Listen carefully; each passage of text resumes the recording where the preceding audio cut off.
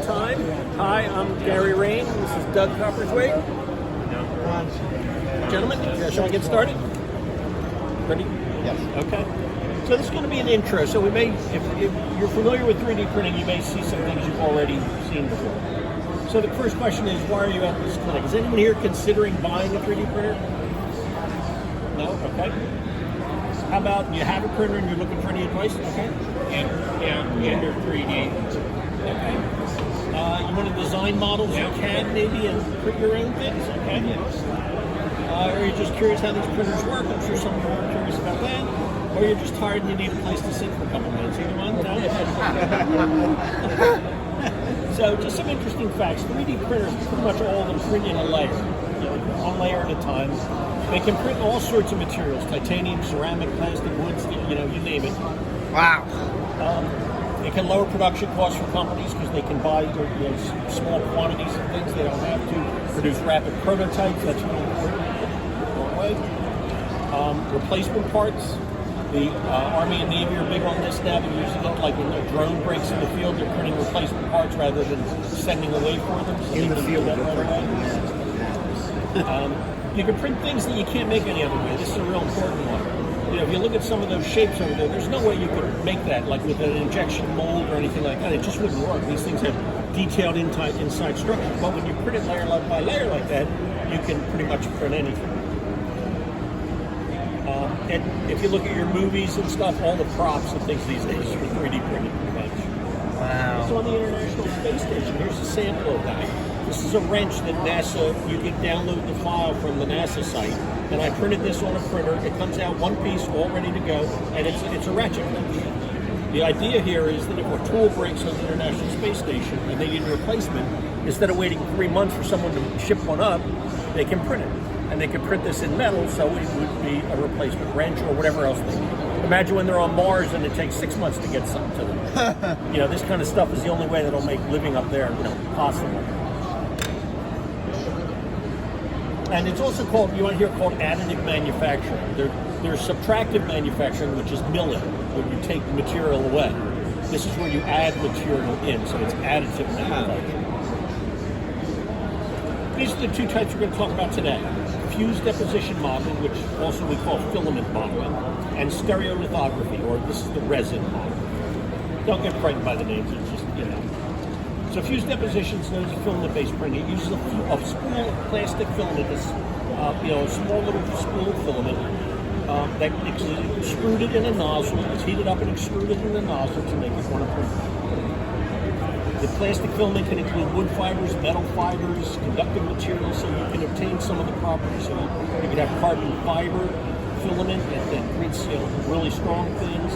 You can have wood fibers, which actually you can stain, wood stain, stuff like that. So there's all sorts of neat fibers. As a matter of fact, one of the ones I have here, I'll pass this around. This is a flexible fiber that I printed. It's a little shoe cutter, but you can see it's now flexible. You can actually print a whole shoe. As a matter of fact, you can download the file for like a sneaker or a flip-flop and actually print it on your printer. That's clever. FDM printers start very inexpensively. Of course, that was pre-Texas. My first one was like $150. It was a little small printer, not very big, but it's like once I figured out what it could do, and I loved it, I went and got bigger ones. But you can start small for printing small parts, things like that. So this is what it essentially looks like. The filament comes off a spool, runs through a little motor here that goes through a heated end, and the filament then builds up layers on the thing. The hot end melts the material, and there are stepper motors that move the motor around in precise movements and repetitive movements, so it can add layer after layer after layer. There's an X, a Y, and a Z motor, and then a motor that feeds the filament in. So 4 stepper motors that control the printing. This is what they look like. I have that one in my basement. So that there's the spool, there's the head. In these cases, the head goes back and forth that way, and the tray goes back and forth, and the whole thing goes up and down. Actually, spooling out the filament. So the strengths of FDM, very inexpensive, and you can produce some decent prints. Of a frame for a car I built. That's basically this car. This is the frame underneath this car. Oh, wow. So this was in FDM. We'll pass that around. It's just a nice little piece of plastic. And that's done by It's got some flex in it. What's Wow. It's done by filament. Yes, that was done by It's filament. sturdier than a typical resin print. Yeah, it's sturdier and it's has a little more flex to it. So some of the resin printer can be very brittle. You know, you hit it the wrong way and it. Wow, that is very strong. It's Yeah, it's plastic. pretty strong. It's like Because one of the things I had with 3D printers for a while is that the plastic that usually comes out wouldn't like hold together well, but it needs a good printer. You can get very large printers that do like 20 by 20 by like a 3 feet of one, and I think even bigger. I mean, so if you want to print like a full O scale, car in filament, you can do that. Whereas resin printers, you'll see, are much smaller. they're 3D printing buildings, so Yeah, yeah, they're good for buildings and stuff. 12 inches to the foot buildings. Right. Yeah, that's true. They have some 3D printers that are actually printing houses. You know, they have a big, it extrudes concrete instead of plastic, and the printers, half the size of this room on big gantries, and it moves around and puts layer after layer. wow. So, I've already mentioned different types, and you can customize and tweak it. Material costs about $15 for a big spool. You can get quite a bit out of a big spool. It's hard to translate that into parts or something, because it really depends on what you're building and how big and stuff. The most popular material is a thing called PLA, polylactic acid, which is a kind of a biodegradable form of plastic. Is that what all that these floor things is? are made out of are plastic. Is that what the floor? Pardon me? That floor you passed around is that? Yes, that's made out of PLA. PLA. Yeah, black PLA. And again, you get very strong parts. You can even print in ABS. ABS is the stuff that your car parts are made of. Your bumper, that's ABS. So if you had to print a part for your car, you could print them in ABS. It requires a little extra special work on the machine. It has to be very hot inside an enclosure because it cools very fast. But it's very strong. The nice thing about ABS is if it leaves out in the sun, if your part's in a car that's got glass and in the sun, PLA will melt. It will warp. ABS is strong. And parts can be used immediately, pretty much. That can come off the build plate just like that. I scrape it off. I'm ready to use it. You'll see with the resin printing parts, there's more work involved. You pay for that extra niceness, right? Yeah. So here's again some of the materials. They have all different colors: sheen filament, temperature color changing, flexible filament, which I showed you, glow in the dark filament, translucent filament, wood filament, all different kinds of filaments you can buy for FDM. The glow in the dark, that's perfect if you're doing like a Halloween layout or a Christmas layout. Something like that, right? So this gives kind of a close-up of what, it's not really that extreme, but I mean, that's kind of what's happening with an FDM printer. It's extruding a little bead of plastic, so you do get these squish ridges here. And you'll see that on some of the FDM parts, that you can see the ridges, they're a little more pronounced than maybe you'd want, or you have to fill them in with filler or sanding putty or something like that. Wow. The finished surface usually has visible lines and ridges. With a filament printer, you print the parts individually on the print bed. So if you're printing 10 parts, it's got to print each one separately. It doesn't like print all 10 at the same time. In the same job it does, but each part is a separate piece that has to be extruded. It's got to draw that layer of stuff for each one each time. And you'll see that are different from what the resin printer is. There are more expenditures, upgrades that are required to use things I mentioned, like ABS. Not very precise as dimensional accuracy there. So if you're trying to get parts that are really precise, screws fitting in nuts and things like that, you can do it with that, but it's not going to be like a real fine machine tolerance. The resin's got a little finer tolerances because it's a little more finer overall in terms of resolution. Yeah. So I handed around some parts.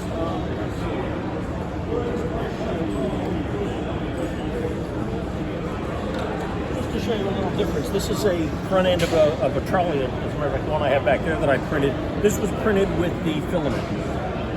Okay. This next one here with the X on it, this was printed with the resin. So if you compare the two, you could see the difference. Now, I could probably improve that if I spent some time. I didn't really, try to make it my best part. I could use a smaller nozzle, to skinny out the filament and stuff. But you can compare those two together. Oh wow, even the rivet detail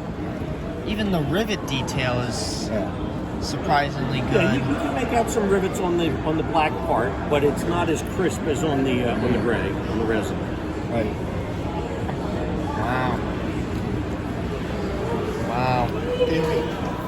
When you do it on the software, does it take into account the thickness of the bead? So that when you say you make a wall from 3 inches wide, it takes into account that the bead is thick, it stays within 3 inches. That's sort of governed by in FDM. It's governed by the nozzle size. How big a bead you get. Right. So, Yeah, you can set that in software how thick the layer is. So I made that black part pretty thin compared. I've been to like 0.08 millimeters thick. The standard is like 0.2 millimeters. So I made it like 50% thinner than a regular part. I don't know why you want to do this, but I'm just thinking about it. If you had software to design to print something, could you use that same software in a filament and a resin The printer? files that are produced out of the CAD programs work in both. And we'll show you a little later. I'll do a demo where I'm actually going to make you a little. I'm going to make this is a resin door That's for you. resin, I'm going to make this little door in Tinkercad to show you how you design stuff in there and how easy it is. Doug, I'll let you do the. All right. Okay. So the resin builds the same way, a layer at a time, but everything you build off of a plate. So it builds in layers and it sticks to the plate when you're printing. At the bottom is a clear membrane that underneath that is an ultraviolet light.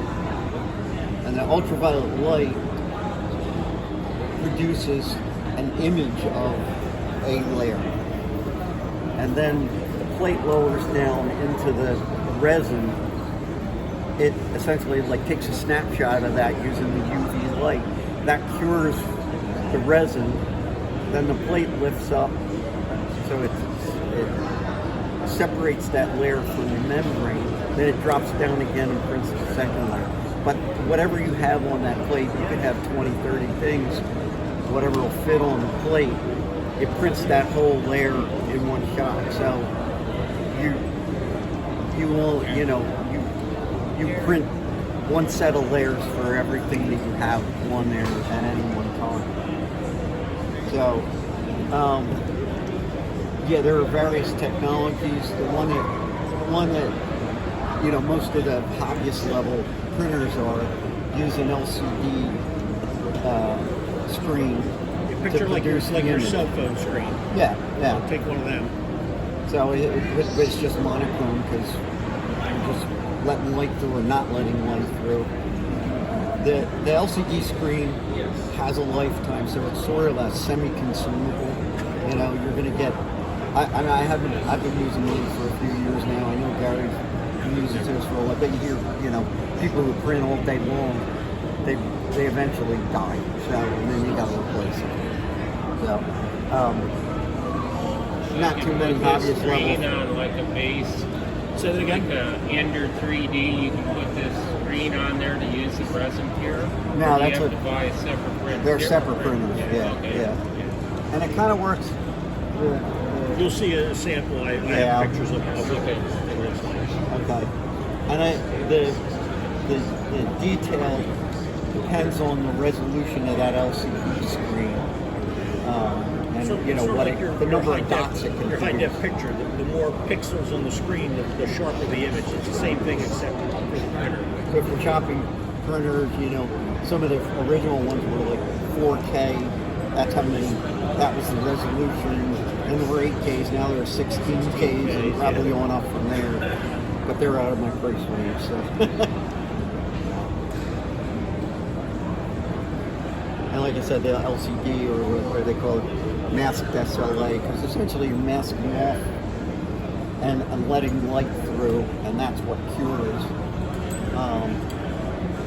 So there's a typical printer. There's your build plate. So you actually print upside down because you're actually going down, and that becomes important because you have to consider gravity when you're figuring out how to print these things so that things don't work out of position as you're printing them. There's just a little bit of that later. So it lowers. There's the film at the bottom. Lowers the build plate.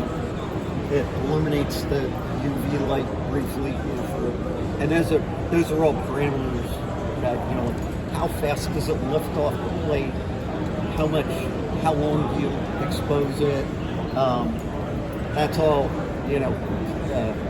has to be configured depending on what kind of resin you're using and the kind of printer you have. That information is, pretty available for the common resins and the common printers. You usually can find a profile that will work. I haven't really had to ever mess around with that stuff much and just tell it I'm using, Soraya, whatever, resin, and I'm on a Saturn printer, and it works. And then it lifts up, drops down, prints another layer, and then you just go from there. So, and those are Gary's printers. My basement model. Yeah, I have one of those. You can Gary see the Morris. difference in size. The big one does 7.6 by 4.7 by 7.9 inches. That's the build volume. So the biggest piece you can build is 7.6 inches wide or 7.9 inches high. Wow. So you can basically, depending So if on you do something like this, it's too long. You can't. There's no way to orient it, so you can print the whole thing. So you print half and half, and then attach them together. And I know Gary does this, and I do it too. If I do a roof or something like that, I'll on one side I'll put pins, and the other side I'll put holes, so it just lines up when you design it. So, Yeah, but one time when I was a student at my old school, we had a 3D printer. I was secretly I wanted to try to build a building for my model railroad, and I didn't tell anyone that I was doing a thing for my model railroad, and I wanted it to be like an O gauge size, but it turns out it was all in it came out and it was like this big, and I was like, it came out what? And I was like, well, you needed a bigger printer for that, dude. Sorry. yeah. Well, I mean, when you're gonna print something, you scale it to what you need, and then you go, well, this won't fit, so we'll Break have it apart into pieces. break it apart into pieces. Yeah. Yeah. That's a picture, by the way, of Mike Junod when he's setting up for the meet. Oh, okay. Just in case you wonder what the model is. Yeah. That's a pretty cool model. But you can see the detail in that thing. I mean, that's a model only probably about 5 or 6 inches big. Yet, I mean, you can practically see the veins from the guy. And Yeah, you can do. Imagine if somebody put this on their trolley layout display. Yeah. Probably ready to smash those trolley cars.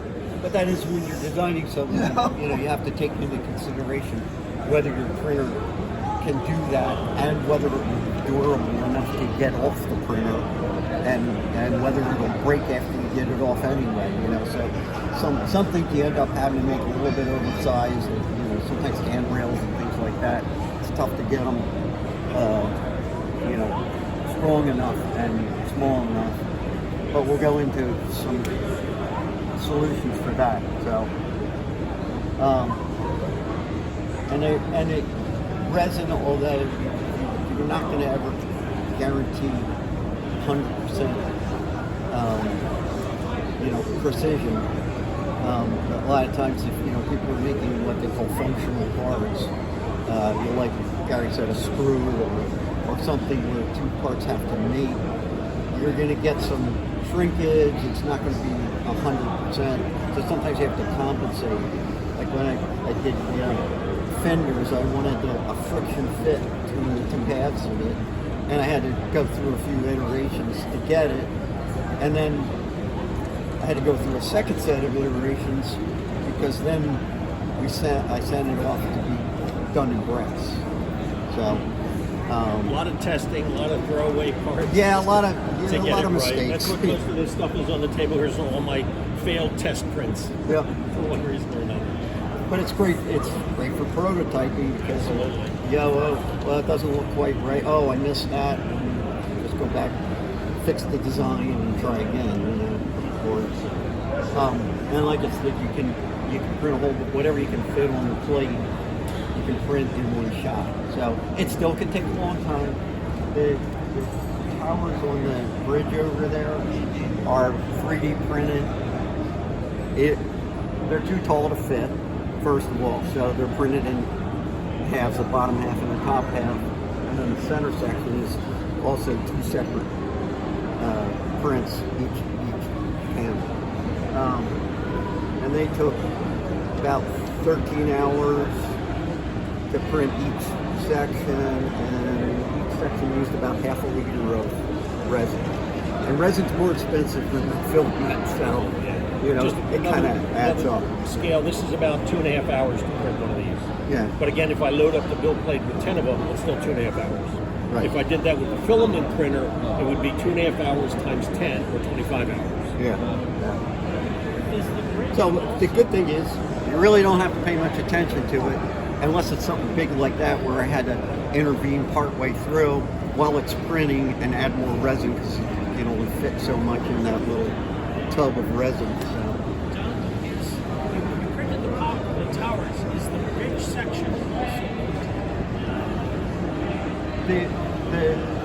The functional part of the bridge, no, that's not 3D printed because it wouldn't have been strong enough. So. The railings and all the detail parts, those are all 3D printed. So. And you can use, there are a bunch of different kinds of resins. There's flexible resins, and sometimes you can use that by itself or combine it. You can mix resins to achieve the right kind of durability that you want, which is what I do with the magnetic couplers on those, but they're sure fast line cars. And it makes them a little more durable because some of the resins that we use are not good for strength because they'll shatter. They break like glass almost,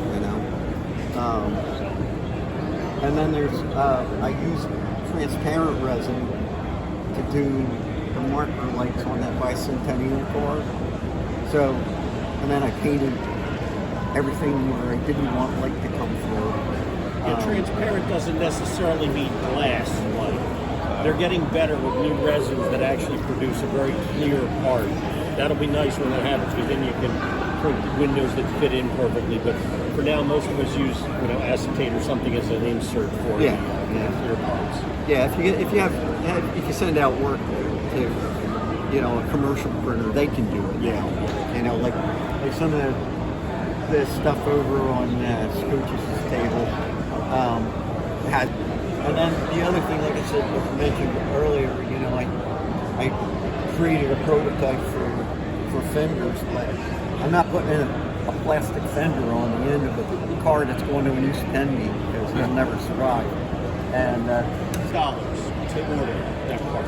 yeah, But printing brass, your home printers, No, metal printing is, because it's not really printing; they're printing the master and then they cast it. So They do have metal printers that actually print in metal, but again, those are $100,000 type printers. do sintering or whatever. They account for the shrinkage, like. No, you have to account for it. You would have to. So you have to make it a little bit bigger. But I mean, in a part like that, I didn't have to. I It's just not- set that, and it's and I didn't have to. Adjust Again, it. it's not a functional part, so nobody's going to notice if it's 1% off. It's only if you have some part that has to mate with some other part that it can become an issue. So, yeah, there are downsides to everything. That's why there's multiple kinds of printers. So the resin printers typically can't print stuff as big, or you got to spend a lot more money to print that. And the resin sticks, So I have mine. Barry has an enclosure around his, and I do too. I just got one of those, the grow tents, for you to grow marijuana in your basement. But, and I just have my printer in there, and it's vented to the outside so that I don't stink up the house. Because my wife still can tell when I'm running the printer. My wife's the same thing. You need a lot of ventilation. But that's not And, true and on the you wear filament. gloves when you're handling Not the true. stuff. Say that again? This odor stuff, that's not true of the filaments. It's just true of Right. The filaments have a tiny bit of like a plastic melting smell, but nothing like this. No, This is nasty. The stuff. resin's like, whoa. So, there. And there's much more post-processing with a resin print. Because when it comes out of the vat and the thing lifts up and it's done, it's dripping. And you got uncured resin dripping off of it. And I usually take mine, I think you have a bracket, but I just take mine, turn it sideways so it like drips off the other way. I leave it there for a while and let it, as much as possible, drip off.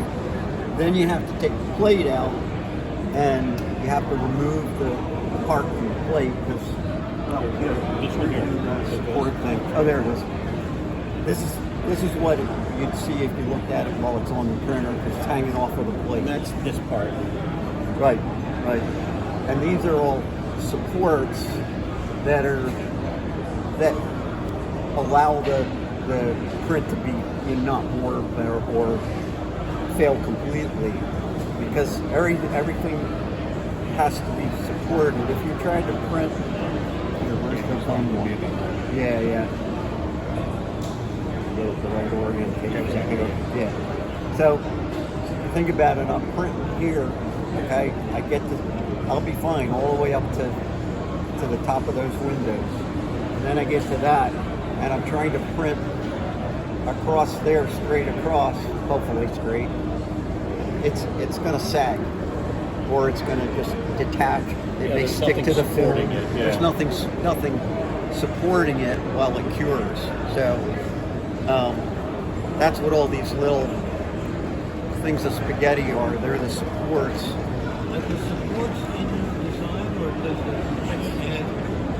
The supports are part of the pre-processing.